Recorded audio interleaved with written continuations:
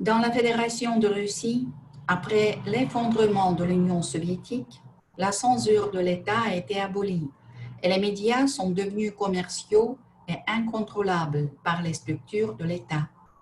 La sensibilisation du public se produit dans l'intérêt des propriétaires de holding médias ou d'autres représentants des structures de pouvoir qui utilisent abusivement les technologies de l'information pour un impact sociétal pour atteindre leurs objectifs.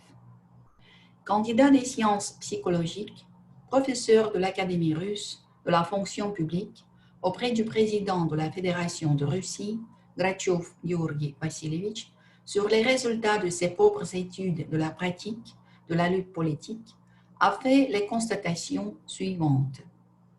Les activités de plaidoyer sont menées sous forme de campagne, des actions individuelles et des activités avec l'aide des médias, ainsi que des contacts directs avec les publics différents en appliquant des effets d'impact sur la santé mentale des gens, par exemple, avec l'aide de la technologie, de la formation et la propagation de rumeurs, etc. La situation créée artificiellement autour de Grigory Grabovoy est un indicateur de danger grave pour la société, dont l'attention est délibérément tournée vers des fictions calomnieuses et grotesques. Les médias commettent les crimes prévus à l'article 128.1 du Code criminel de la Fédération de Russie, qui consiste à discréditer par le biais des médias pendant 15 ans une personne qui a sauvé des milliers de gens. La loi prévoit plusieurs formulations qualifiées de diffamation.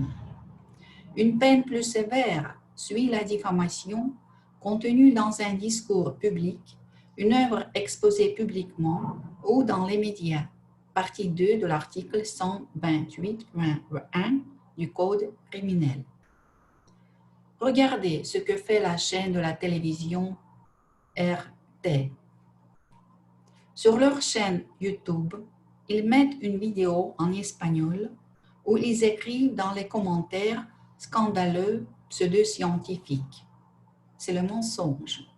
Le scandale est fait par les médias. Tous les documents et diplômes de Grigory Grabovoy ont été étudiés au tribunal du district Tagansky de la ville de Moscou en 2008. Le tribunal a conclu que Grigory Grabovoy a l'enseignement supérieur, les titres scientifiques et les diplômes, ainsi que les inventions brevetées. La Cour a établi la légitimité des diplômes et des brevets. Puisque la légitimité des documents a été prouvée au tribunal, cela signifie que les documents de Grigory Grabovoy doivent être reconnus sans preuve par tous les fonctionnaires et les institutions publiques. Dans sa vidéo, la chaîne de télévision RT montre des images après l'attentat terroriste de Beslan en 2004 et écrit dans le cadre. Ces diffamations. Les maires de Beslan ont déclaré à plusieurs reprises que ni Grigory Grabovoy ni aucun de ses étudiants n'ont jamais été à Beslan. Personne n'a promis de ressusciter les enfants morts et personne n'a pris d'argent des maires de Beslan. Écoutez un extrait de l'interview de Susanna Dudieva, présidente du comité Les maires de Beslan, qu'elle a donné au palais de justice de Moscou le 15 octobre 2008. Susanna Petrovna Dudieva dit « Aujourd'hui, ici, dans le bâtiment du tribunal municipal de Moscou, je voudrais m'adresser à tout le public de la Russie, au public du monde entier, avec ma déclaration, avec mon autre mot honnête, que l'épisode sur Beslan doit être fermé et il est fermé. Et maintenant, je veux dire que Grigory Petrovitch n'a jamais été à Beslan, il n'a jamais promis de ressusciter nos enfants. Et je tiens à dire que cette affaire exclusive, avec l'utilisation, ou je devrais dire avec l'implication des événements de Beslan, est très honteuse pour la Russie et pour l'ensemble du système judiciaire. C'est honteux pour le bureau du procureur.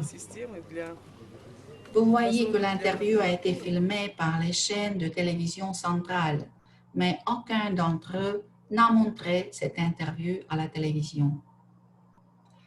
La diffamation à propos de Grigori Grabavoy est également diffusée par la chaîne première TV Centre, les journaux comme Samulskaya Pravda, Express Gazeta, Собеседник et d'autres.